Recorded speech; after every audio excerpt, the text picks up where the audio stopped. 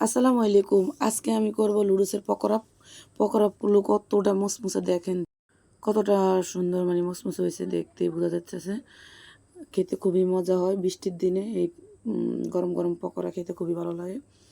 এখানে আমি নিয়েছি 2টা লুডুস নিয়ে খুব সুন্দরভাবে এটাকে টুকরা করে নিয়েছি, নিয়ে চুলায় আগে পানি বসাই দিছি আর সাথে একটু তেল দিছি, দিয়ে হলো খুব সুন্দর করে আমরা যেভাবে লুডুস রান্না করি এভাবে সিদ্ধ করে নেব। নিয়ে পানিটা সুন্দরভাবে ঝরিয়ে নেব। নিয়ে এখানে নিয়ে নিচ্ছি আমি বেশ কিছুটা পরিমাণ পেঁয়াজ আর সাথে লবণ দিয়ে খুব সুন্দরভাবে এটাকে একদম কষলে নিতে হবে, যে পেস্টটা যাতে একটু নরম হয়ে যায়। দিয়ে দিচ্ছি এখানে কাঁচামরিচ, ধনিয়া পাতা আর লুডুসের মশলা, আর এখানে দিচ্ছি আমি বেশ কিছুটা পরিমাণ মরিচ, যাতে একটু ঝাল স্পাইসি হয়।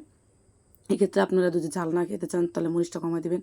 আর একটা ডিম দিয়ে খুব সুন্দরভাবে মাখা জায়গা করে নিছি, নিয়ে আমি এখানে লুডুসগুলো খুব সুন্দরভাবে দিয়ে দিছি। আর দিয়ে দিছি এখানে কর্নফ্লাওয়ার, অবশ্যই কর্নফ্লাওয়ারটা দিবেন, দিলে এটা বাইন্ডিংয়ের জন্য খুবই ভালো হয়।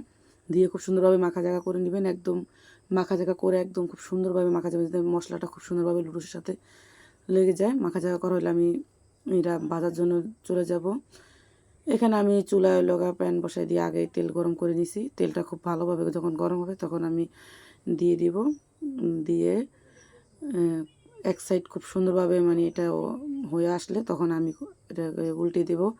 অবশ্যই এটা এক সাইড যখন হবে তখন এটা উল্টানোর চেষ্টা করবেন, তাহলে এইভাবে তাহলে আর একটা জিনিসটা লগা ভেঙে যাবে না বা কোনো সমস্যা হবে না। যখন আমার এক সাইড ভাজা হয়েছে আমি পর্যায়ে খুব সুন্দরভাবে উল্টিয়ে দেব। এভাবে আমি উল্টে পাল্টা সুন্দর করে লগা কালার আসার জন্য অপেক্ষা করব।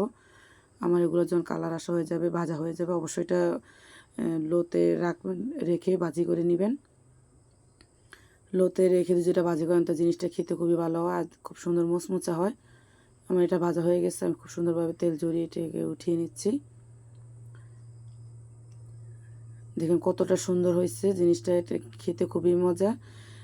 একদম বৃষ্টি যখন আসে তখন এটা খেতে খুবই ভালো লাগে, একদম খেতে খুবই মজা হয়। অল্প সময় এই লুডুসের পকোড়াটা বানানো যায়। আমার আজকের রেসিপি ভালো লাগলে অবশ্যই লাইক শেয়ার কমেন্ট করবেন। যারা আমার পেজটা ফলো করেন অবশ্যই ফলো দিবেন।